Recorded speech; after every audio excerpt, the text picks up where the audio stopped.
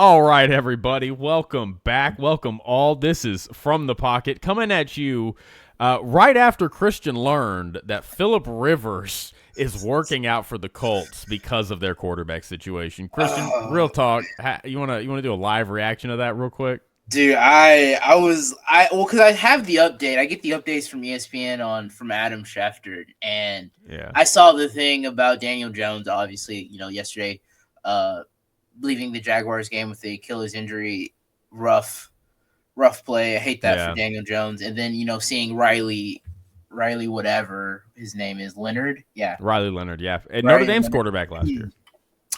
He's week to week with a strained knee, and then learning that what's his name, Richardson is Anthony injured. Richardson, yeah, still on IR. And Not sure when now he'll return. they're working out Phillip Rivers, he just turned 24.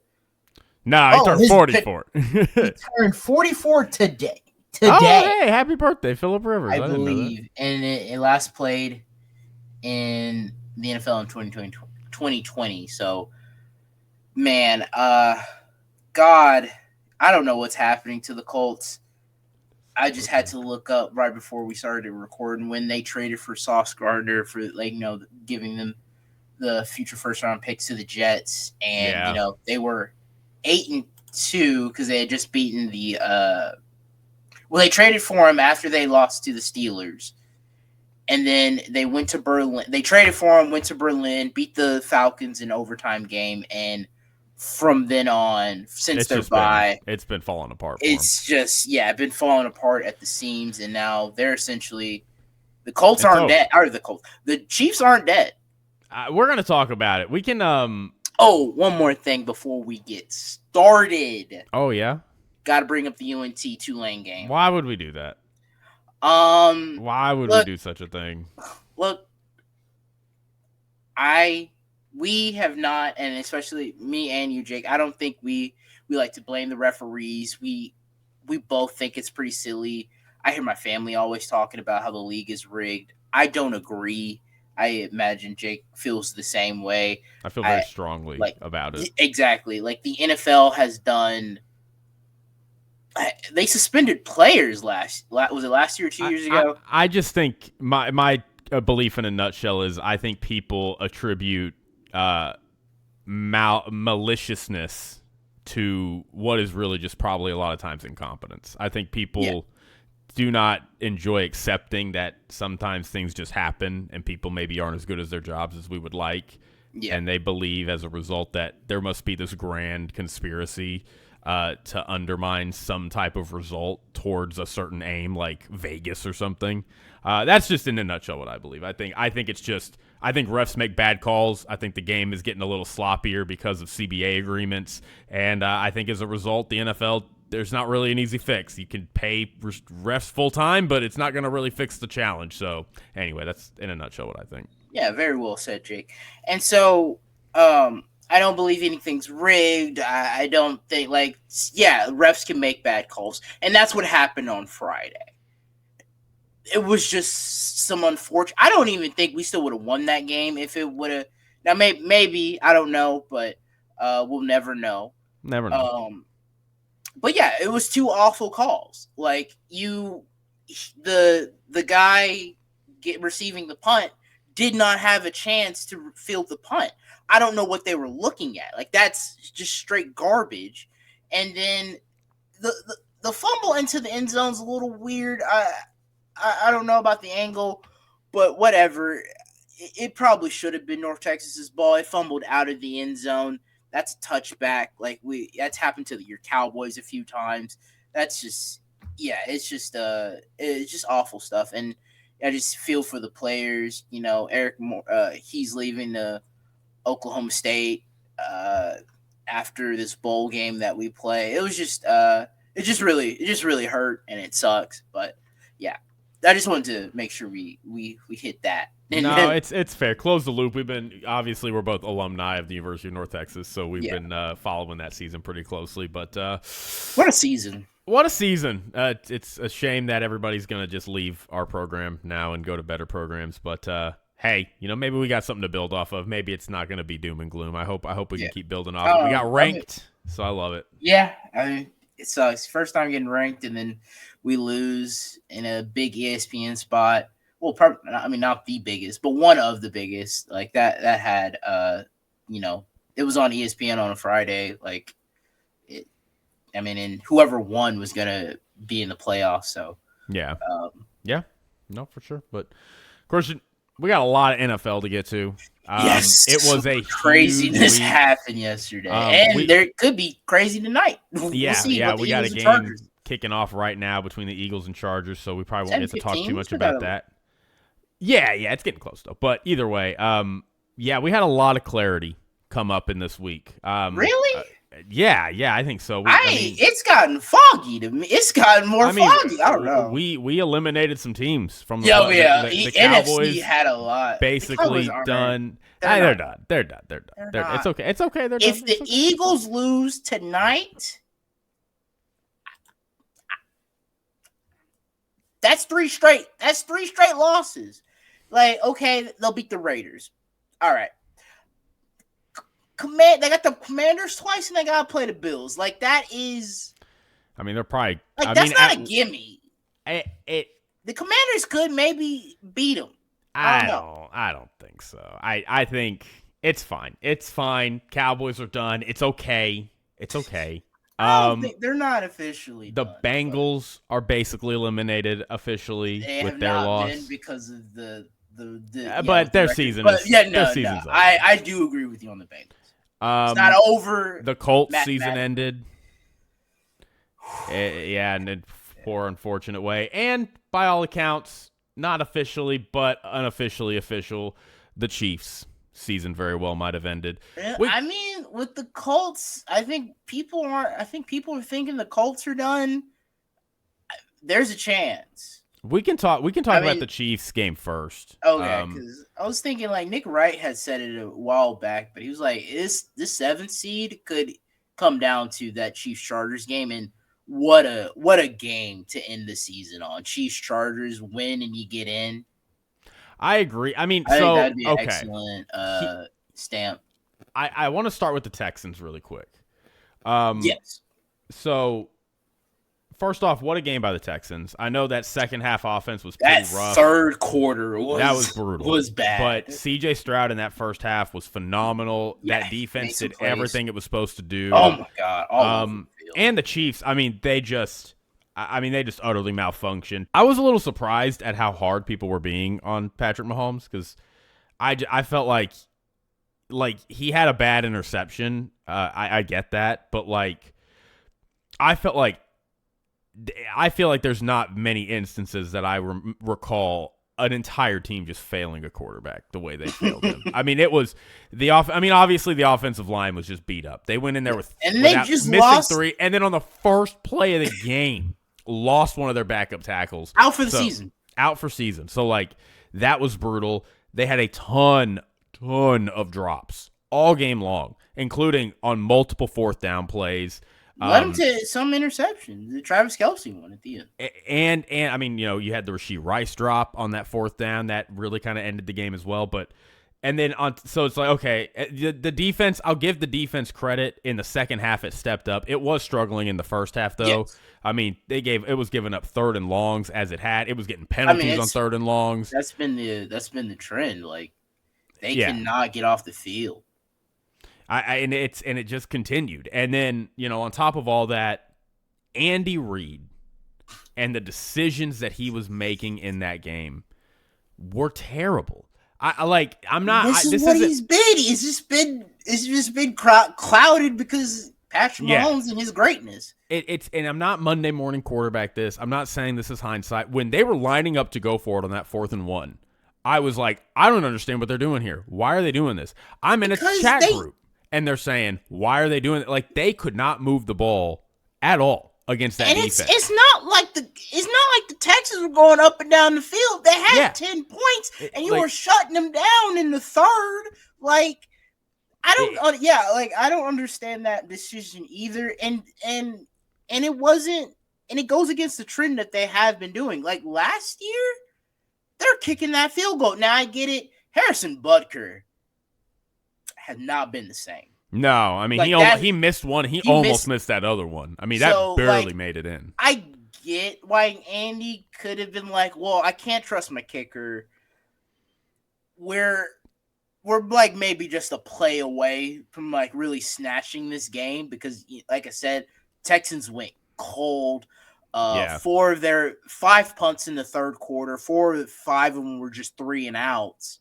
So like I can maybe see where the decision was, but at the same time, dude, just kick it. Yeah, I think it was just a culmination of so many things just not working. And on top of it, I mean, again, not to say Mahomes played well, like he did not play well, but no. Everything around, like it was a complete bad team performance minus some of what the defense was doing in the second half. I give them credit there, but for the Texans, dude, the Texans, like, I still have concerns about their offense. It's sure. Very inconsistent. And look, not to bag on Woody Marks because Woody Marks is probably what you expect. He's a 4th-round guy. Like, you want him in pinches. You want him in certain packages and stuff. Woody Marks was never meant to be a bell cow back, and he's having to be, and he's just not it. Like, he's just not that. So I understand that they're a little strapped in some ways. I understand their offensive line still has a ways to go. C.J. Stroud is still a little streaky, and the lack of an offensive line does not help him. But, I mean, this defense is so good. It is just so good, and it's so fun to watch. And, I mean, every time they were on the field, it's just like, I mean, it's probably going to be fine, which is a crazy sentiment to have when you're playing Patrick Mahomes. So I do want to give the Texans some credit there, but, like, I think the Texans are a playoff team. I think they've turned their season around. They are. They're literally in the playoffs. I thought the way the season started, this was going to be a 7-10 team. Yeah. Clearly not.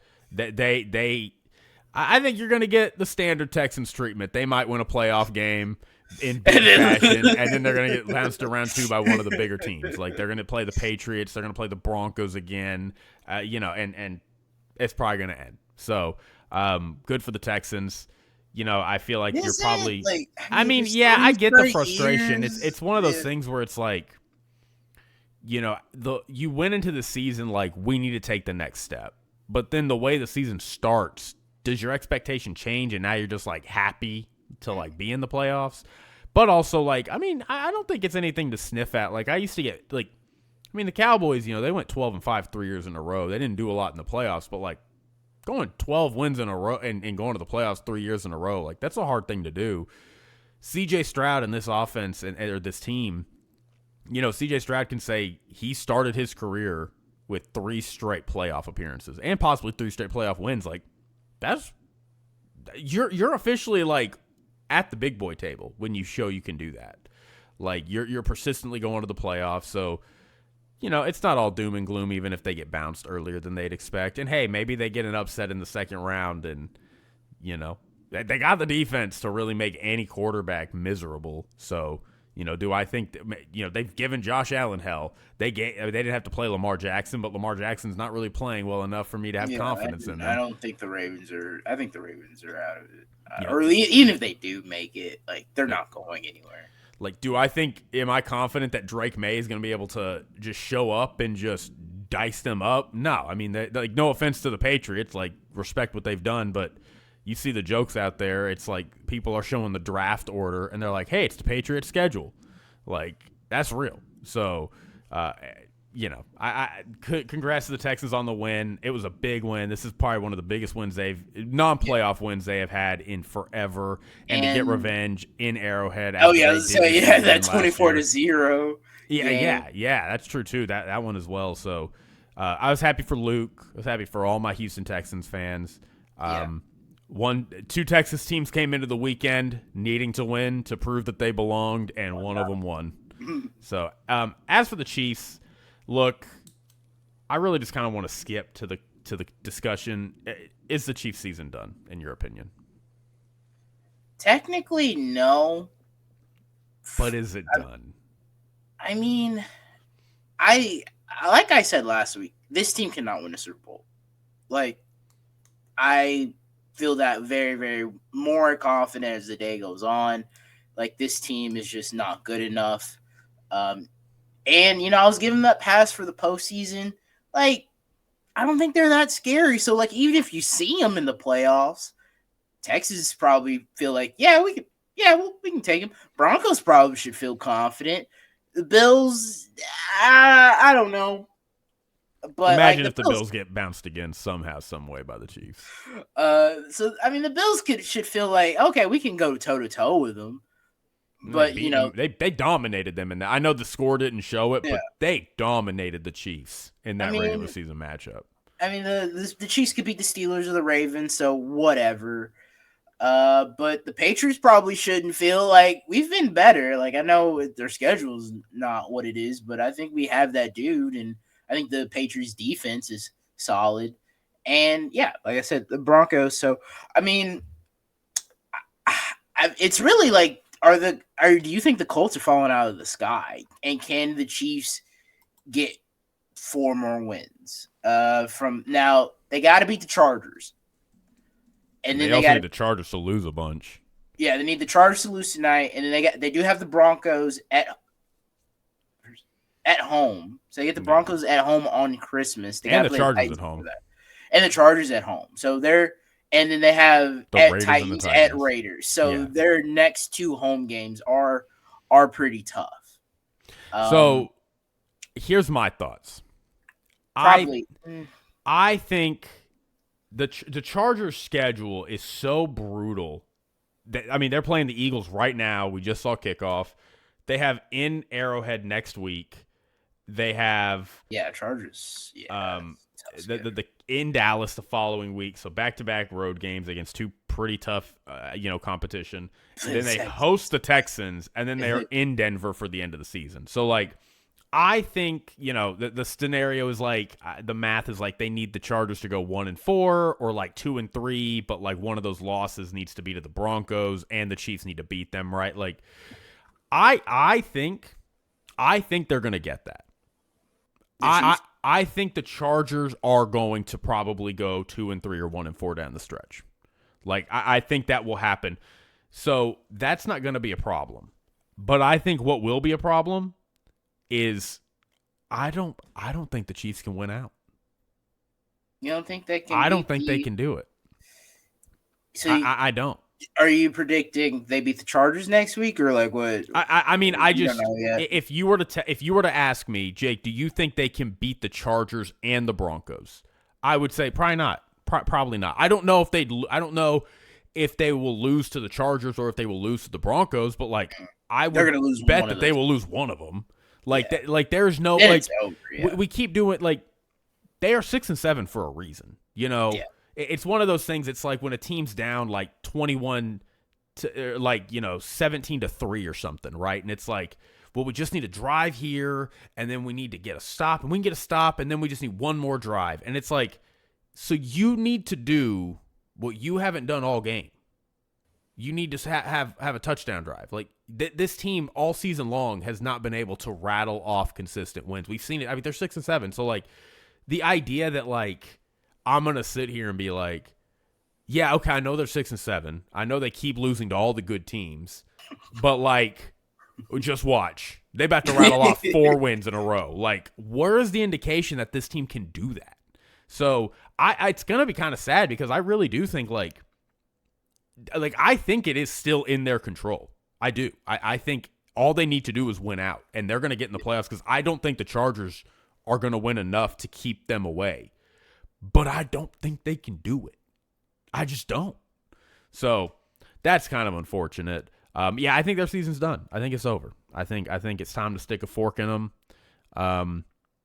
They're just not. I mean, they're a decent team. I mean, they're a bubble playoff team. That's what they've been this year. Like they're gonna go maybe 9-8, and that's cool. That's fine. That's a decent team. But like in the AFC, 9-8 ain't cutting it. It's never cut it. Not in this era. So better luck next year, Chiefs. Better luck next year. I don't know. I can't wait to start talking about what the Chiefs offseason is going to look like because that's going to be really weird. Yeah. I think Matt Nagy's getting fired. I would have fired Matt Nagy a long time ago. Matt Nagy, they Patrick Mahomes had his best. I don't know why people don't talk about that more, honestly. Like, Patrick Mahomes in 2022 broke all these records, went and won the MVP, won the Super Bowl, was the first quarterback to win the MVP and the Super Bowl since Kurt Warner in the same year. Eric Bieniemy leaves and goes to the Commanders, and they bring in and they promote Matt Nagy to be the offensive coordinator. They didn't win a Super Bowl that year. And they won the Super Bowl to follow Matt Nagy's first year, but the offense was terrible. Yeah. And then the next year, the offense was terrible. And now we're sitting here like, man, this offense is just not good. It's like, I feel like something is there's a consistency here. This offense has not been good for 3 years. And the only thing that's really changed is they lost their offensive coordinator and promoted a guy that I don't understand why he's still their coordinator. So, yeah. Anyway, that's the whole thing that I have. I think this is the year. I think you're like, hey, we need to change. And Travis Kelce needs to go. No, not go, like, cut him. He needs to retire. Yeah, no, Travis Kelce, I think, is retiring after this because, like, what are you like? This is kind of embarrassing for him. Not gonna lie, he should have retired 2 years ago. He's getting engaged to Taylor Swift. Like, bro, just you'll be an analyst by next year. You'll be fine. Yeah, I mean, go hang out in LA. You have Taylor, like, you have your podcast with your brother. You're marrying Taylor Swift. You were fine. They need to tackle their running game. They're 0-4 when Patrick Mahomes is their leading rusher. I heard on First Things First. Yeah, no. So they need to, O-line needs to get healthier, and they got to take the balls out of Mahomes. They have to take the ball out of Mahomes' hand.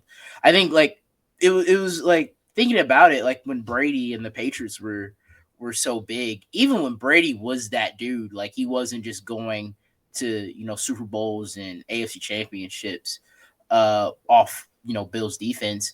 Like, he understood that, like, I guess, like, and to Bill's credit too, I guess, him and Tom, like, hey, one game we don't need to throw it one game we're going to have to throw it 30, 40, 50 times, and then the next week, hey, this we're giving it to LeGarrette Blount, we're giving it to Ramondre Stevenson. Was he playing at that time? Devin White, all those different running backs. So, I mean, sometimes you need to rely on this running game, and they have just not found it. I know they've had Clyde Edwards-Helaire, who had an electric season. Pacheco had an electric season, and the injuries kind of hit him. So they got to find a consistent running game for them, and then obviously the offensive line needs to get healthy. Yeah, that offensive line piece is so critical. And I mean, look, like, I think maybe you can be like, okay, well, we have Rashee Rice and Xavier Worthy, and I get the, like, it's like, well, if we have Patrick Mahomes, why do we need to have great receiving talent? Like, that should be enough, and I hope it is, but, like, I mean, at some point, like, you got to make the catches. So I don't know. That's something, they do need a little bit of a retool of their offense, and their defense might just need to be rebuilt. Like, this defense is just not good. It's just Chris Jones and when he's like, you saw, like, Karlaftis yesterday. Like, when Chris Jones is playing like Chris Jones, we know, which, I mean, he's past his prime now. Other guys get single covered and they're able to get open and get home. And Chris Jones, even single covered, is able to get home, right? But, like, when Chris Jones isn't doing Chris Jones things, it's, oh, well, we don't have to dedicate special attention to him. And those other guys just are not good enough to get home without that assistance. So, I think that needs to change as well. Their secondary is just, they lost Eric Reed this past season. The other opposite of McDuffie. I forget. L'Jarius Sneed. Yeah. They traded him away, and McDuffie's kind of just – McDuffie hasn't had a great season, so it's tough. It's tough. It is. It is. Cornerback, it's to me one of the toughest jobs. It's probably the second hardest position to play in the NFL to me, behind quarterback. I know for some reason that's a weird controversy, but cornerbacks like to argue that it's the hardest, when I'm like, I don't. I just think, like, as a quarterback, you need to know what everybody is doing at all times, and not only read it in a 10-second blip, but then you got to read it again in a second and a half blip and make the right decision, or else your entire team fails. Like 300, 400-pound men trying to run. I think, but cornerback, like, people are like, receiver's harder than corner. It's like, stop. No, you know what you're doing. The corner does it. Like, but anyway, yeah, I wanted to talk about pivot here. Bills and Cincy. This game was dumb. It was such a great game, but it was dumb. Like, the Bengals should have won this game, obviously. They went from like one play to they had an 84% chance of winning. And then it drops immediately to like a 23% chance after the Joe Burrow interception, his first one. Okay. And then the next play, it drops to an 8% chance. So they lost in a span of 2 plays, 76% chance of winning. Turnovers are deadly, man. Yeah, well, and it was weird because, like, I mean, and that's why, like, you've got to be sick if you're the Bengals because, I mean, you were stomping them. I mean, they were moving up and down the field, touchdown after touchdown. I know the Bills, like, their defense kind of figured it out in the second half. They only gave up a touchdown, but, like, 2 back-to-back interceptions that basically put the game out of reach. You go from up with the ball to 2 plays later, you're down 2 possessions. And it's like, oh, the game's just over now. Yeah, it's unfortunate, but the Bills, I don't know. Like, Josh Allen did some Josh Allen things. You know, he had a 40-yard touchdown run. We love to see it. This was a nice shootout Wild West game. In the snow, too. In the snow. Like, it was exactly what it lived up to. But, yeah, that's unfortunate. Like, if you're the Bengals, it's like, well, as long as we got Joe Burrow, but when Joe Burrow is the one that kind of cost you the game because of a couple bad plays, it's like, oh, all right. Yeah. So, anyway, I don't really have too much else on this game. Bengals season, again, is basically over. Will Zach Taylor survive? Yet to be determined. Probably not. Yet to be determined. But 3 straight years not making the playoffs. It will be 3 straight years of not making the playoffs. And they need to rebuild their O-line. But I'll say this. The Bengals, I mean, I liked Marvin Lewis. Again, I don't really blame Marvin Lewis for how bad the organization was, but like they hung on to Marvin Lewis for a long time. It wouldn't surprise me if they just don't want to move off of Zach Taylor. It depends. I guess it depends on what Joe says. If Joe goes to bat with him for him, then sure. But yeah, this team is broken and they need a lot. No offense. A lot to get it fixed. No offense to Joe, but I feel like his influence was the reason, in part, they signed T. Higgins, and I think that was a terrible roster construction decision. So I would not necessarily let Joe Burrow be your G. Like, he's your quarterback. True. Joe, you be the quarterback. Quarterback it up. We're going to general manage. And instead, they're like, well, which I get, like, it's kind of sad because it's like bad franchise begets bad franchise, where it's like, well, we're a bad franchise, so Joe Burrow might want to leave if we don't listen to him. But then you listening to him is another sign that you're just a bad franchise. Because, like, a good franchise, like we love, Lamar Jackson. We love Josh Allen, right? But, like, if Josh Allen walked into the Bills organization and said, you need to do this, like, I don't know if the Bills are just going, like, okay, Josh, yeah, we'll do that because you told us to do that. Like, they're going to be like, Josh, we love you. You're an all-time great for our team. We handle this stuff. We got this. You go do your thing. We're going to do our thing. Like, it's the difference between a well-run franchise and a not well-run franchise. Anyway, anything else on this one? No, Chargers scored. Yeah, I saw that. Where do you want to go?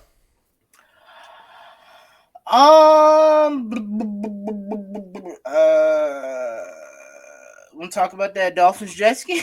Real quick? Yeah, sure. I don't have too much on it. To be honest, I was just catching highlights. I have not done a deep dive on it. I know it was 21-0 in the first quarter, and I was like, oh, I guess the best bet for the Jets plus 2.5 is dead. I don't know. Did you see anything that you got excited about in it? Nah, not really. Not really. I thought you had like a take ready to go for it. You're like, Dolphins. No, I mean, it's sneaky. It's nice. We're 6-7. We're right there. But we all know we're not getting in. I mean, at this point, I guess we could be saving. Mike McDaniel could be saving his job, but I don't know.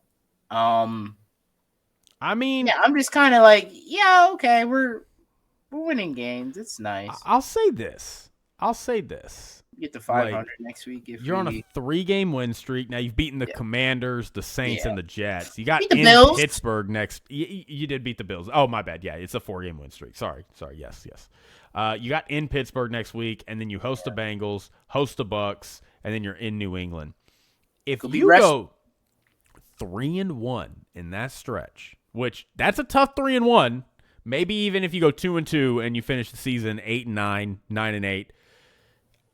I think Mike McDaniel might play himself into another year because, it's like, well, we fired our GM.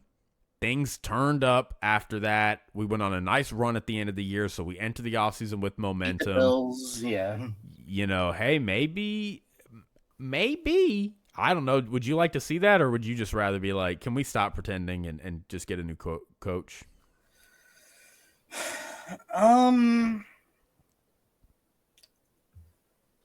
I'm gonna see how we do against the Steelers and the Bengals, and probably the Bucks. We'll see how we finish. It's a little too early. Like I said, it is a nice little 4-game win streak that we on, and I know it wasn't. I mean that Commanders and Saints game weren't the prettiest. Yeah, to be honest with you, whooping up on the Jets though did feel good though. Not gonna lie, I was like, all right, like I know it was cold, but we're just far and away clearly better than this team, and that feels nice. So yeah, we'll see how we go in this next three game stretch right here. I think these are all pretty solid teams. I know the Bucks are struggling right now, and the Steelers are. I mean, they got some demons off their back. They put the Ravens kind of to bed. So I'd like to see how we fare. I mean, that's 3 straight games of non-playoff teams, and now we're about to play a real playoff team on the road. I would like to see how this plays out. And I will say this about the Steelers. I don't think it's over. We can go ahead and move over to that game if you're ready. Which one? The Ravens-Steelers. Yeah. So I don't think it's over for the Ravens. That said, the Ravens' schedule is pretty tough. They're in Cincinnati next week, which you go, well, okay, Cincinnati. But, they just got destroyed by Cincinnati at home. And then they host the Patriots, which that'll be a fun game. Sunday night. And then, that just got flexed, actually. They moved out. Okay. Yeah, that just got flexed. And then they go to Lambeau, another great game. Yeah. And then they go to Pittsburgh again. So, the Steelers. It's not over to you for the Ravens? It's not over. No. The really? Steelers. But the Chiefs are. Okay. Well, I mean. I just don't think the Chiefs are. I don't think the Ravens are good. They might not be. Look, there's a really good chance that they're going to finish 2-2 on this stretch and finish 8-9. Pittsburgh at 7-6 right now. They got to play in Detroit. They got to play in Cleveland. I mean, if the Steelers go 2-2, they're going to win this division by a game. I mean, they play. This will probably be another marquee game. Winning, you win the division. Yeah, we could have it's going to be crazy to see how many of those we end up having in Week 18. You know what? Honestly, now that I'm looking at it a little closer, it might be over. They still got a fighting chance. They still they're not as dead as the Chiefs. The Chiefs are multiple games behind. Yeah. The Ravens are literally it's only their if you just win, if you have a clear path. If you just take care of business, no math needed, you control your own destiny. You are going to make the playoffs. Yeah. But again, that requires them beating the Packers, beating the Patriots, which similar to the Chiefs, they might beat one of them. I don't know if I'm going to pick the Ravens to beat both those teams though. So unless Lamar figures out he's Lamar Jackson. Good for Pittsburgh though. I mean.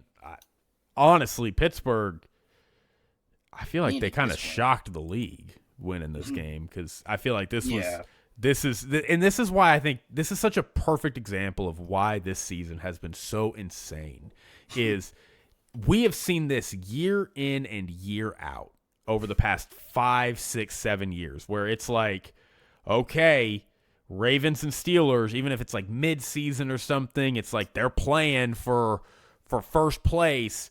And the Ravens win because it's like, of course the Ravens win. How could they not? And we went into this game like in Baltimore. They're favored by a touchdown. Of course the Ravens are going to win this game. Might not be pretty, but they're going to find a way to win this game. Classic AFC North 7, like very close, 17 to 15. They lost. And then they lost. It's just it's really remarkable. I mean, good for the Steelers. Like, y'all aren't doing nothing. No. Like, don't get your hopes up by this. Like, you know, I don't think if Pittsburgh makes the playoffs, I think they would be clearly the worst team in the playoffs. No matter who makes it in, whether it's the Chiefs, whether it's the Chargers. In the AFC? In the AFC. Oh, okay. Maybe like, even in the NFC too. I don't know. Like that's I'm rooting for the Panthers. I'm on. Okay, Panthers or Steelers. Panthers or Steelers. I'd say the Panthers because at least that's what I'm saying. Like, no, as the worst team. Yeah. Oh. I thought you were okay. I see. I don't know what I'm going to get with Bryce Young in the playoffs. It's true. That's fair. Well, I mean, we know what Aaron Rodgers is in the playoffs. NFC championship games. The other ones, he's all right. Yeah, that's fair. He does lose in that round. No, but I mean, look, in the AFC, they would be the absolute worst team out of both conferences. I think if the Ravens make it, I think they're the worst. Steelers or the Ravens are the worst team in the AFC if either of them make the playoffs. You think the Ravens are worse than Jacksonville? Like if Jacksonville and Baltimore played each other in round 1, which I think they would because it's the 3rd and 4th seed. Because, the 2nd seed would play the 7th seed, the 3rd seed would play the 6th seed, the 4th seed would play the 5th seed. So they wouldn't play each other. But, like, okay, so, like, let's say Baltimore and Jacksonville, like, if they played each other in a playoff game, you're picking Jacksonville to beat Baltimore? Because I would pick Jacksonville to beat Pittsburgh. But I don't think I'd pick them to beat Baltimore. That's fair. That's a fair point you made. That's a fair point you made, Jake. It's a toss-up. Like, yeah. You know, I'm sure Jaguars fans will listen to this going, of course we beat them. Of course. And, like, hey, look, I can't. Like, they're 6-7. Like, I can't, like, I don't have a case to make to you other than, like, it's Lamar and the Ravens. You know, like, that hasn't meant much this year. But, no, I mean, I'll give it to you, Christian. All right. Pittsburgh would be the 13th best team in the league if they made the playoffs. I'll give it to you. They're not the worst. They're the 2nd worst. Yeah. Maybe the Panthers are worse. Maybe. I'm rooting for them, though. I'm rooting for you, Panthers. I mean, it's easy. It's getting easier and easier to do this. Tampa Bay blowing home games to the Saints. Dude, what was that game? I was shocked that the Saints were kind of in it. I mean, they had the lead at one point. They scored first. It was 14-10, and it was tied. And 24-17. Rough. I mean, talk about, like, we talked about the Colts having a rough year. Mm-hmm. Bucks have had a tough year. Like, they were the opposite of the Chiefs. They're winning these one-score games, and unfortunately, injuries have just been costing them throughout the season. And they're 1 in 3 in their last 4 games. No, 5 games. Sorry. Well, and what's crazy is, like, we talked about this at the beginning of the year where, like, you know, the Bucks are winning these ugly games now, but wait until they get healthy. Wait until they get healthy, and they're going to be a juggernaut. Yes. And then they never got healthy. And the teams that they were playing just kept getting better and better. And they're playing the Rams and they lose. And they're playing the Lions and they lose. And it just continues to spiral for them. And, I mean, look, it's why they tell you any given Sunday. But, like, holy moly, dude. Like, you can't be blowing this game to the Saints. When you're in an arms race for the NFC South against the Panthers team. I mean, they still get to play them twice. So, like, I still would believe the Bucks are likely going to get in. But, like, I know last week the Panthers only had, like, a 22% chance of getting in, which was crazy because, to me, of all the teams not in the playoff picture currently, they had the clearest path. Yeah. And even after they lose to the Saints, they still only have a 30% chance.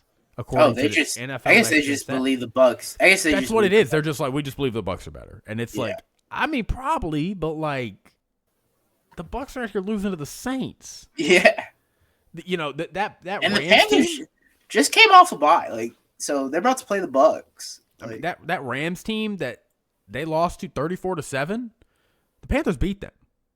And I'm not saying the Panthers are better than the Rams, but like it's the Panthers. They play the Saints. They might play the Saints. Sorry.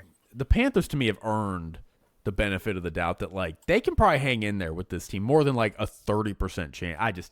It's just a little weird to me. And in news of the Bucks, they have signed Jason Pierre-Paul. Yeah. Who last played for your Miami Dolphins in 2023. Yeah, but did he win a Super Bowl with them? I think he was on that team, right? He did win a Super Bowl with them. Okay. He did.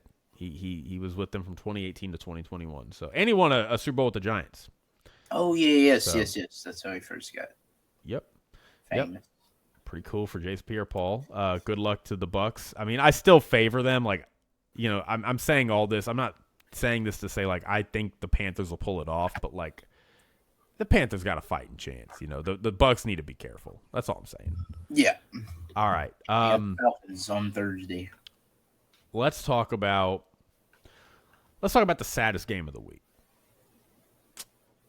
The Jaguars beat the Colts. Now, okay, yeah. I know we have a rule here where we talk about the winning team first, but I think we should break that rule real quick because I think we just got to talk about the Colts just for a second. Like, no, yeah. How horrible of a season has this turned into for this is one of it's got to be like, I mean, the Eagles in 2023 is obviously a historic drop off. Yeah. This is going to go in the books as one of the most historic drop-offs in the history of the NFL. I mean, it's just so crazy that the way it happened. Like, 8-2, you had the number one scoring offense. Jonathan Taylor was on MVP pace. Pace, breaking records, doing all this. They make the trade after losing to the Steelers. As I said, they beat the Falcons in Berlin in overtime, but since then they have lost to 3 straight playoff teams, the Chiefs, Texans, and now the Jaguars, who they haven't won in Jacksonville since, what was it, 2017? 2014. And they've lost 4 of their last 5. I mean, 3 straight. They've lost 3 straight. They've lost 4 of their last 5. It's been – I mean, look, I want to have sympathy because Daniel Jones and the Achilles injury, like, awful, brutal. He's probably going to miss probably all of next year too. I mean, it's just that's just how long it takes. It's tragic. I felt so bad for him. I mean, he's hitting his helmet on the ground, like awful, awful stuff. But just to keep it real, even if Daniel Jones had not gone hurt, I think they still probably would have been missing the playoffs. Oh. They were on their way to losing this game before Daniel Jones got hurt. And when you look at the rest of their schedule, I mean, dude, I don't know if there's a win on it. Next. I don't know if there's the Seahawks, and then they play the Niners, which, okay, maybe. And then they play the Jags again, okay, maybe. And then they go into Houston. Like, I'm not saying they would have lost all those games, but every one of those games is losable. Every one of them. And so, like, I think it's just tragic because, like, if you're a Colts fan, it's like, okay, yeah, probably we're going to miss the playoffs, but, like, give us a chance. You know, we're at least going to have the opportunity to play the games, to prove ourselves, and to have a say in it. And now you don't even get that. Now your season just ends before you even get a chance to, like, see if you can compete with these 4 teams that are all in the playoff picture right now. It's just awful. And not only that, but, like, the trade for Sauce Gardner, 2 first-round picks, like, their draft capital is screwed now for the next 2 seasons. Yeah. And it's just awful. It's just really, really bad. It's just bad. So, my sympathy to you, Indianapolis. Same. I feel really, really bad for Colts fans. I do too. They got to be the sickest fan base in the entire league right now. I mean, it's just horrible. So our hats off to you. They have, as you said, the Seahawks in Seattle next Sunday. Yeah. Yeah, I do not envy that. That sounds brutal. But 44-year-old, we're trying now. 44-year-old Phillip Rivers to go play against that defense in Seattle. Man. And then let's talk about the Jaguars. Let's do them the service. They did get a big win here. Jacksonville, they've been on a tear. They do. Yeah. They've been on a tear. Look. Okay. Okay, 4-game winning streak. Okay. I get it. They had a bad rough patch, lost to Seattle, stomped by the Rams, and then, obviously they lost to the Texans, but then it's been 35-6 against the Chargers, 27-24 on the road in the desert against the Cardinals. Weird things happen in the desert, but they got the win. 25-3 Titans win, and then they stomped the Colts, and they got the Jets next. Jets, yeah. So the Jets are already done. Yeah, so, and I mean, look, they got it in Denver. Like, that's a tough game. That's probably an L. Like, going into Denver stuff. But, like, after that, you got a hapless, no offense, Colts team now. And then you close against the Titans. Like, they're going to probably go 11-6. They're probably going to be 11-16. We predicted they'd be a playoff team. It was rough there for I picked they were going to win the division.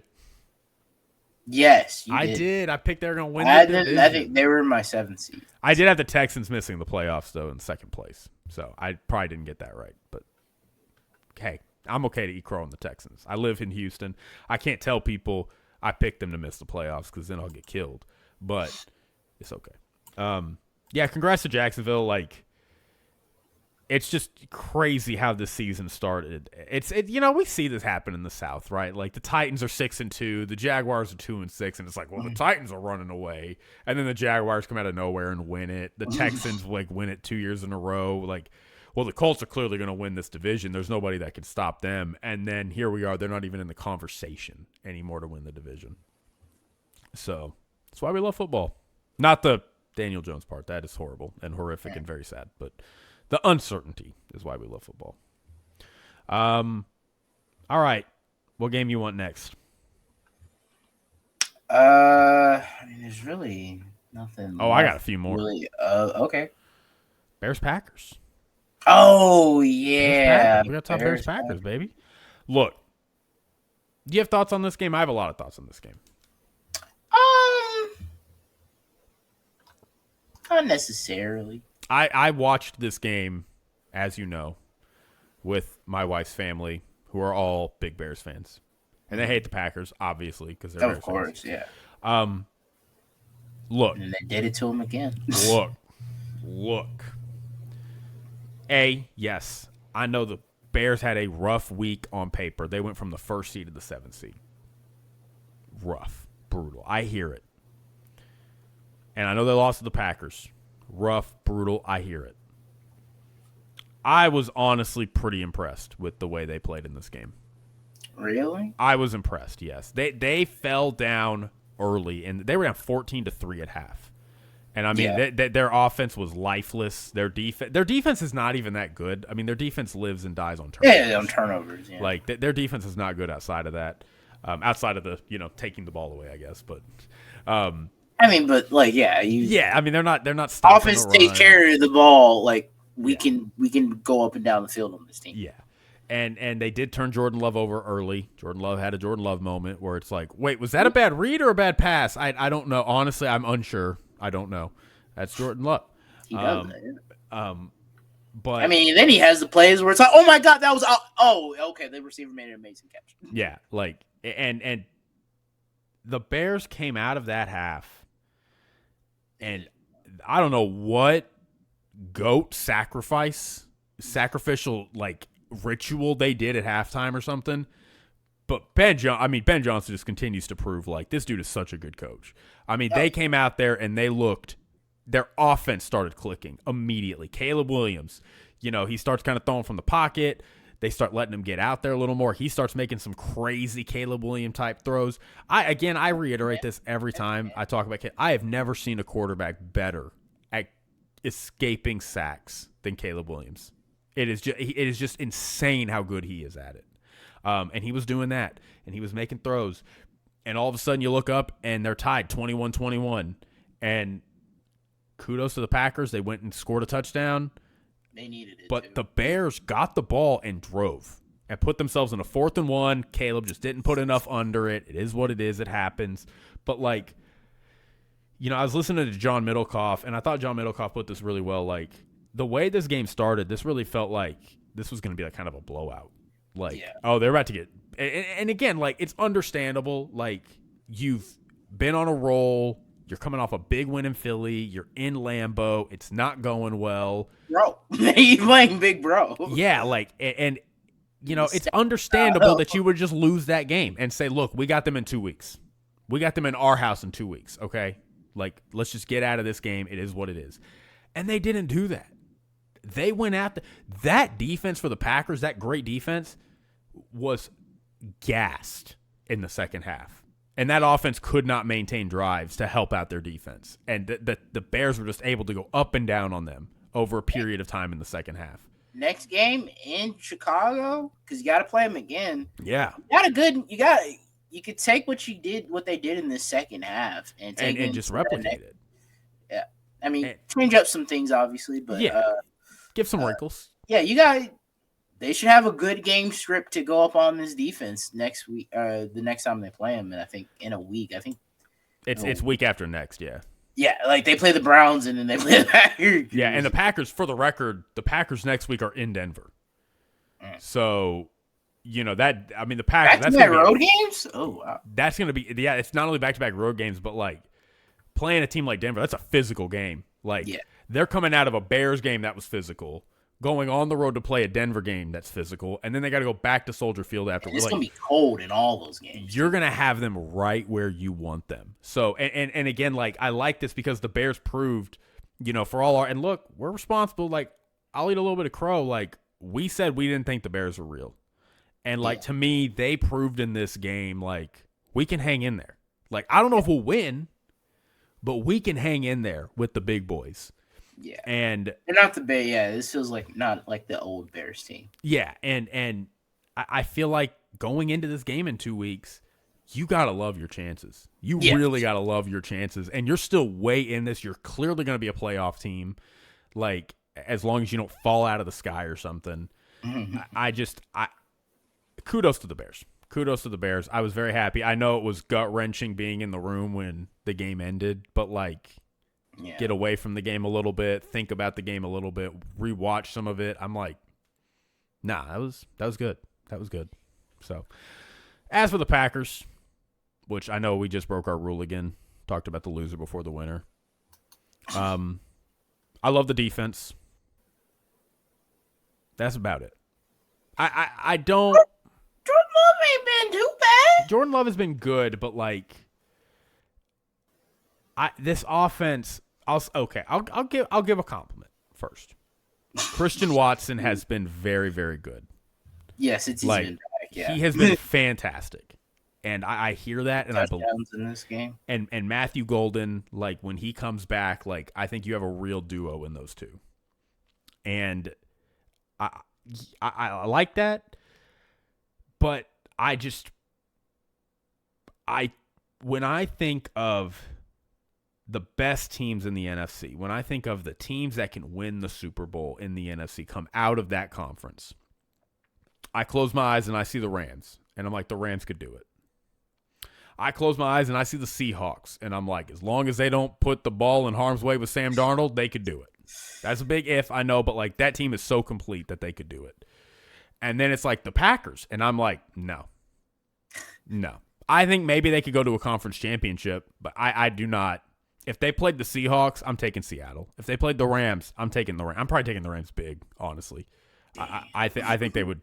I think they would beat the brakes off the Rams or off the Packers. Ooh. Oh yeah, I think it would be like I think it'd be like a 28-10 game. Oh. I think it'd be like 28-10. Yeah. Dang. Yeah. That's Come at me. Come at me. We're gonna find out. Maybe if they make it there, because the Rams will be there. The Rams will be there. Yeah, the Rams gonna be there.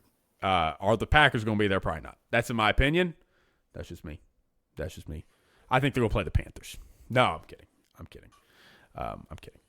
But, I mean, I don't want to hate on the Packers too bad. Like, you got beef with Green Bay fans. they don't like me. I don't like them. It's okay. I mean, you are a Cowboys fan, so yeah. Look, I'll eat some crow. Okay, I had them winning 9 games all year long. They're clearly going to win more than 9 games at this point. They're clearly going to be in the playoffs. So, like, I hear you. I mean, by history, they should be going. They should be winning the Super Bowl. Yeah. Like, I hear you. I believe y'all are better than I thought y'all were. I'm here for it.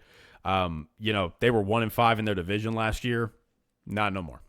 Not no more. They are undefeated in their division. I did not think they were going to sweep the Lions.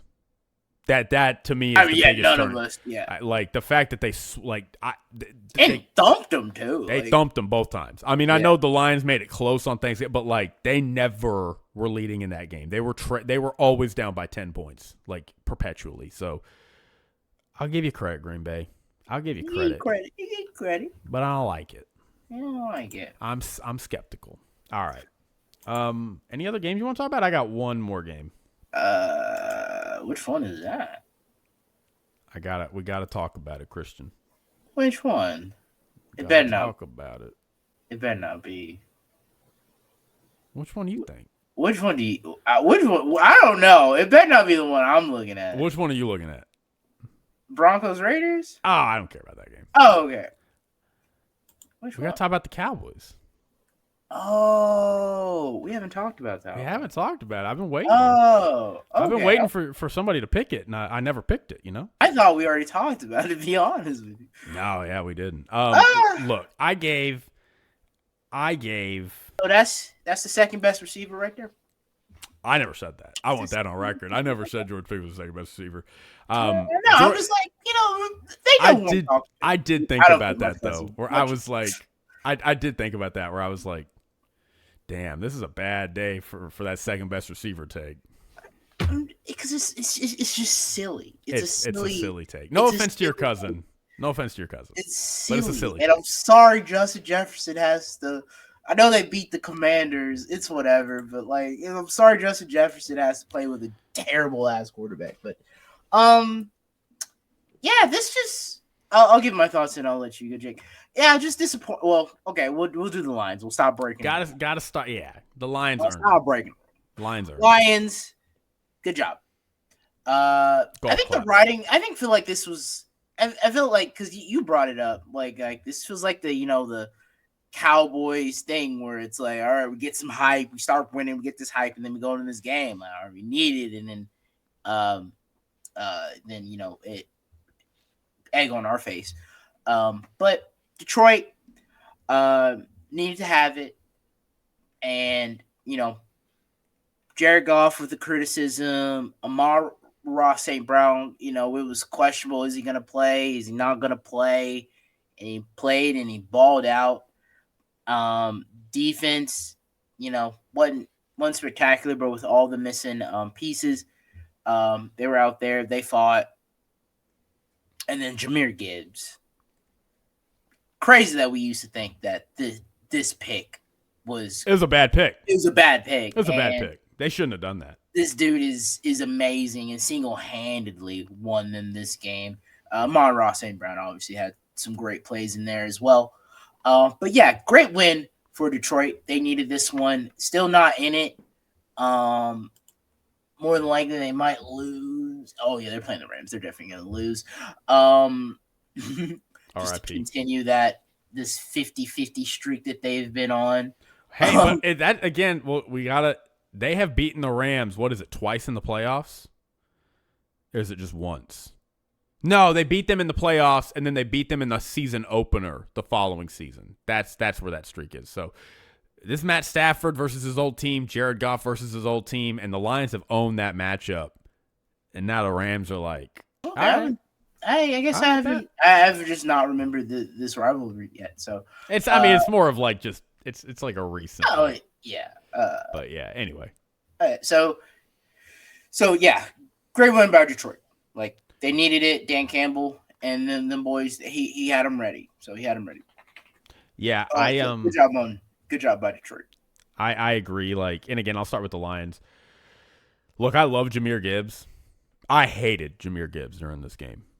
Like, yeah, I was so frustrated at how good he was because like he's got that touchdown thing he's going for, where I don't think he actually ended up breaking the record, but he has tied Barry Sanders for most touchdowns by anybody under the age of 24. Okay, because I remember they brought up Barry. I could not remember what they were. Yeah. It's the most touchdowns by any, and everybody under him are on the Hall of Famers.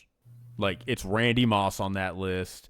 I think Emmitt Smith is on that list, and he has tied Barry Sanders for the most all time, and he doesn't turn 24 until March. Like, he's gonna break that record, barring something crazy happening where he just doesn't score another touchdown this year. So, like, I mean, he is a truly exceptional player, and I mean, he looked like it. Like, I mean, I don't feel like I'm exaggerating. I really do feel like with Jahmyr Gibbs, you're watching an all-time great. I mean, you're watching an all-time great player. And boy, I mean, he terrorized the you-know-what out of my team for 4 quarters in that game. It was awful. The beef with great superstar players in Detroit. Jake, don't say that. I mean, but the difference is actually winning with him. He's like, they are now winning. They're winning. He's like, I don't understand what's so bad about playing. Why y'all leave? Megatron and Barry are just sobbing in the corner. They're just you don't know the stuff we've been in. You don't know what we had to do, what we endured. All right, let's go. So, let's go over to the. Well, I do want to say this about the Lions really quick. Yeah. Yeah, I mean, I kind of co-sign everything you said. Like,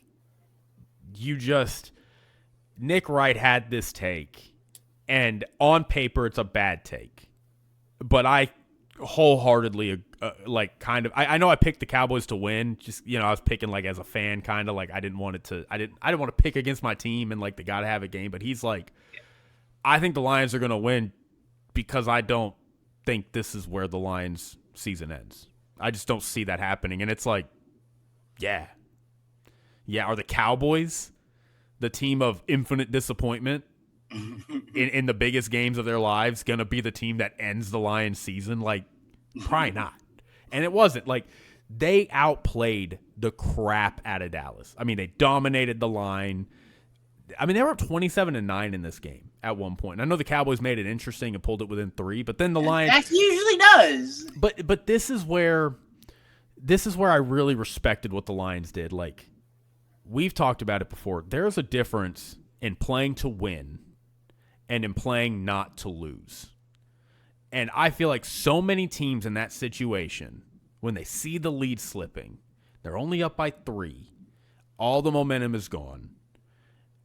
You start playing not to lose. You start playing soft. You start playing conservative. You start playing to keep the ball away from them. And the Lions didn't do that. The Lions said, all right, bet. We're going to go score a touchdown. And they scored a touchdown. 5 plays, 59 yards, took 2 minutes and 35 seconds off the clock. And it was 7 minutes left in the game. And they went and scored a touchdown and said, all right, Dallas, go get it again. Now it's 37-27. Go score a touchdown. And it was 27-37. Yeah, okay, so I had it right. Yeah, and then the Cowboys had to kick a field goal. Yeah. And then the Lions ran it, and they ran it, and on third down, Amon-Ra St. Brown almost hitting his head on the goalpost. Amazing. Like, and again, Amon-Ra St. Brown, like, playing out there with basically one leg. So, like, kudos to him and going out there and playing as well as he did on an ankle injury, ending the game. Like, I just, as much as it hurt to watch them end my team season effectively, effectively, not over, but Chargers are up right now. It's only 7-3, but they are up. But effectively in their season, and it was props. I mean, just mad respect to them. I can't say enough good things about what they do there. As for the Cowboys, can I go first? Yeah, go ahead. Before you go, yeah, this is just you talked about it when we were talking about this game. Like, this feels like this could be a game where the Cowboys let us down, and they unfortunately let us down. They had it. But I do want to pay respect to Brian Schottenheimer. He has done an amazing job for this Cowboys team. They've really built the pieces. I think next year, is where this team could really take off. So looking excited about the Cowboys next season. But At the same time, it was just an utter domination by the Detroit. They didn't really run the ball well. Uh, Dak was under pressure. Um, you know, I think a lot of people made a lot about the George Pickens not going full speed and all that stuff. Which I mean, that is his problem. I mean, it was his problem in college. It's been like it's been the problem in Pittsburgh. That's why they traded him. He would not be in Dallas if he was doing like had really great production for them in Pittsburgh, and it's just really unfortunate because he's a really talented receiver. Like you can see that. You're seeing it this year when CD went down. He really took that leap for this offense. So he has the talent. He's just not mature. And he's gonna get this bag, and I hope when he gets it, like he can finally like turn over that new leaf for him and his career, because I think he is really a talented player, and you hate to see just a guy who just doesn't reach his full potential because he's just silly, and just doing dumb things. So. And he's getting into a pissing contest with Richard Sherman, which, look, I'm sorry. Like, dude, you are not Richard Sherman. Exactly. Like, you are not Richard Sherman. Like, you should chill. It's so a bit ridiculous there, but yeah, it was just a cluster of just unfortunate stuff for Dallas. That defense not being able to stop anybody showed its ugly head.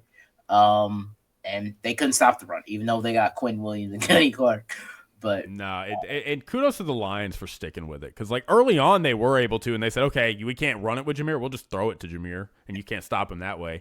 And then they stuck with it, and then I mean David Montgomery would come in and just beat the crap out of him. Yeah, he's the bruiser. And then that just opens it up for Jameer Gibbs, and it's like, God, this guy's so fast. I just can't. He's so fast. He's fast. He make other people not look ass face. Yeah, look, I did a short right after this in my raw emotion of as a Cowboys fan, sitting in there with my Cowboys hoodie, just ranting about this team.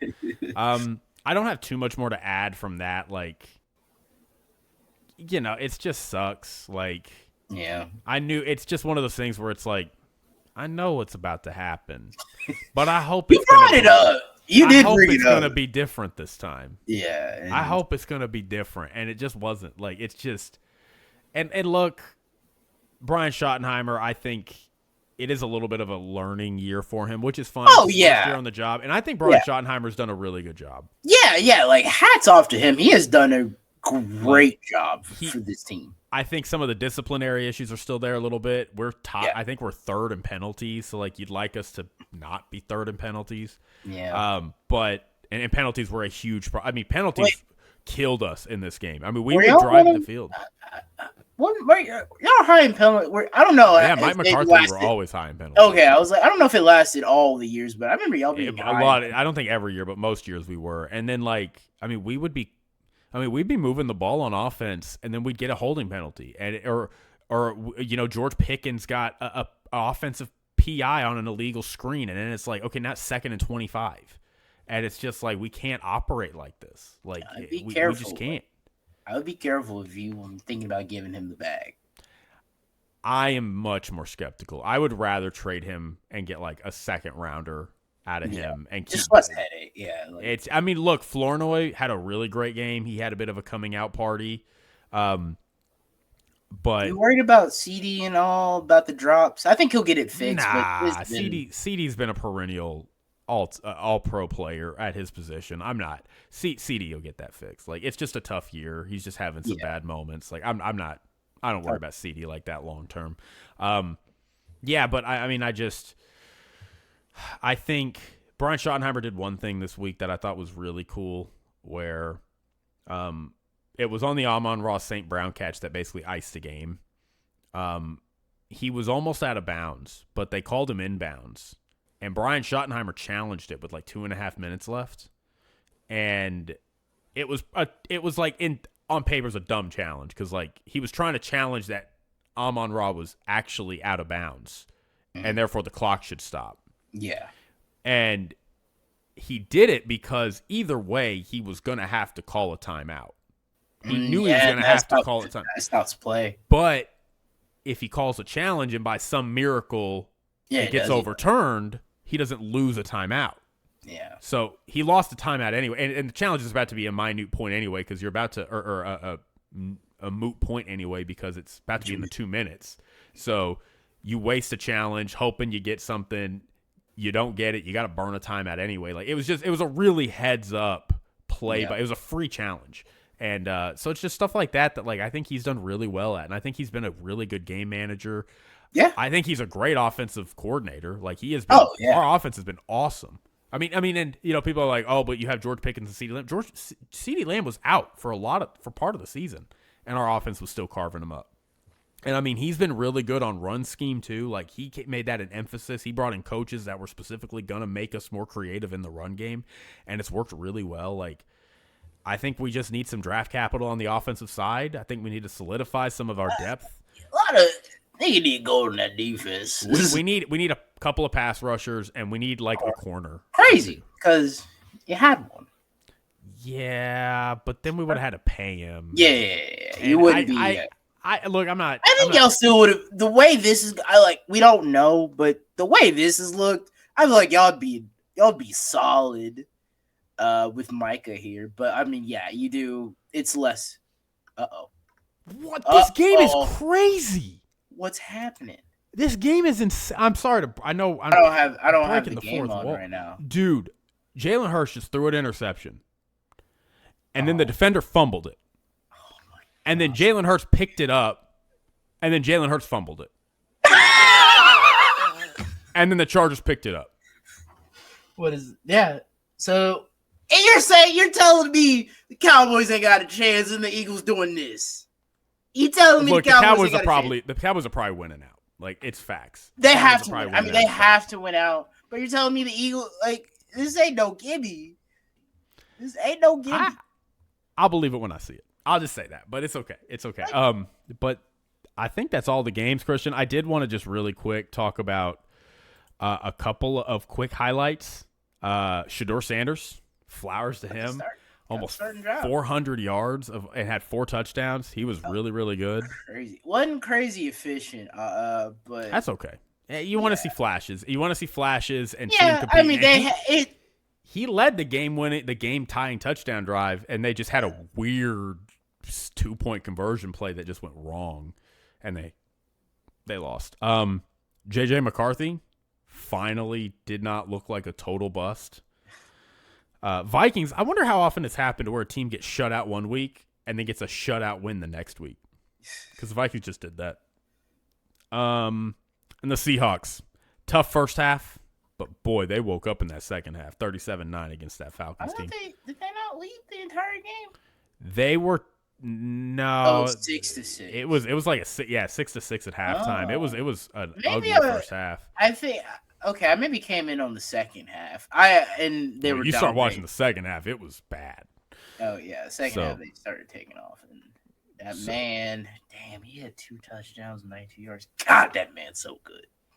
Kyle Pitts had a solid game, 6 catches, 90. He's had a decent year. Yeah. If I'm Atlanta, fire everybody. Fire. Yeah, fire. It's over. Get rid of everybody. Tear it up. I mean, they're already in a rebuild. Like, I don't think Michael Penix is the answer. Nah. I look. Fire Raheem Morris. I know people are gonna say like this was malpractice. They did get a couple of really high quality pass rushers. Like they have done a lot of work for their defense this year, and I don't want to lose that.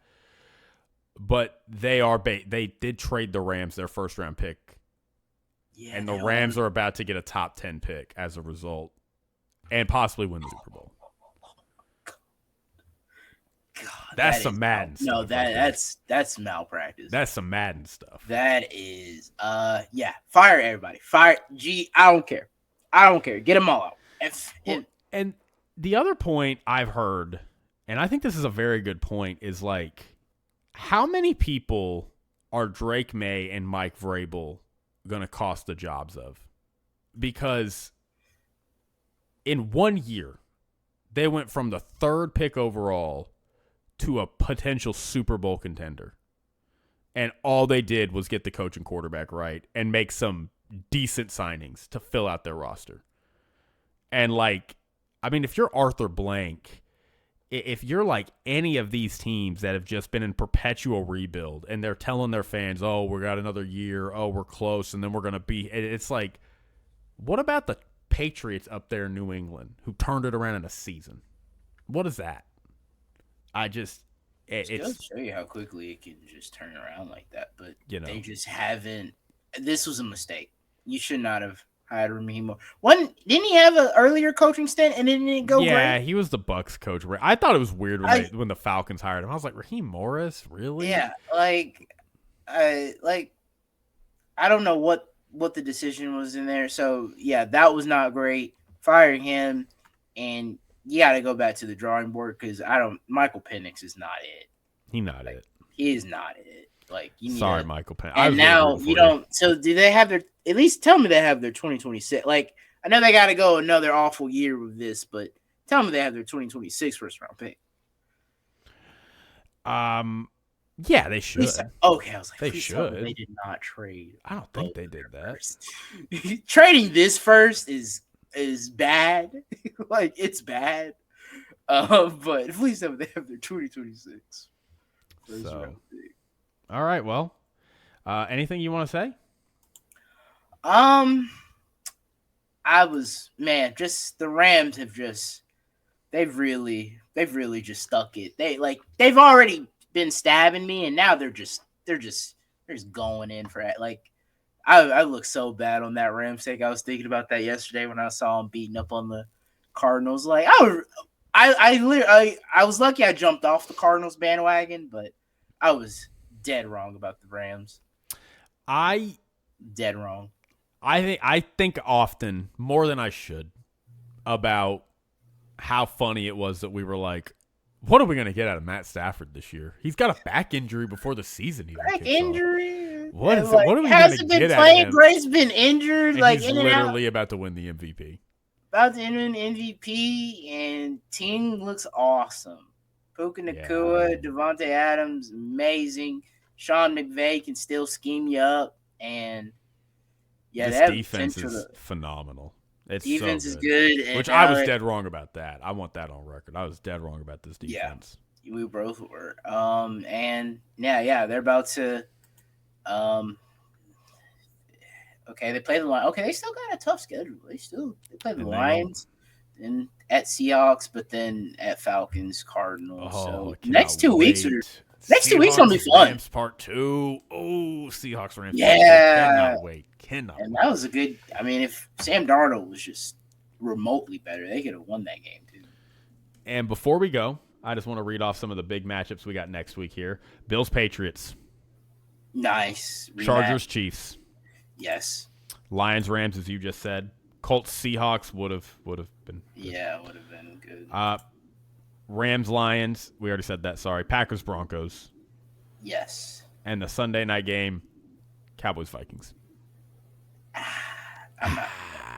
I'd probably flex that one. You won't do it because it's the Cowboys. But I like the. I know it's probably not great TV, but Dolphins Steelers. I don't know. It's gonna be cold and rainy. They should flex. They to me should flex in Packers Broncos. That would. Well, they can't. Yeah. Oh, they can't do that. That's probably Fox's game of the week. Yeah, you really can't. You can't. Well, the Chiefs were just on there, so you can't do that. They've already had Bills Patriots on Sunday Night Football.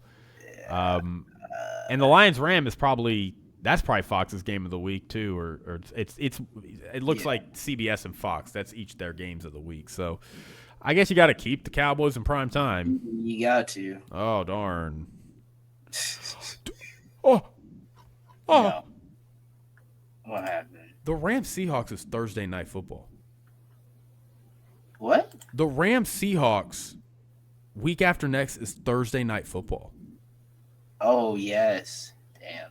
That is crazy. Is that their last Thursday night game? It should be, yeah. Yeah.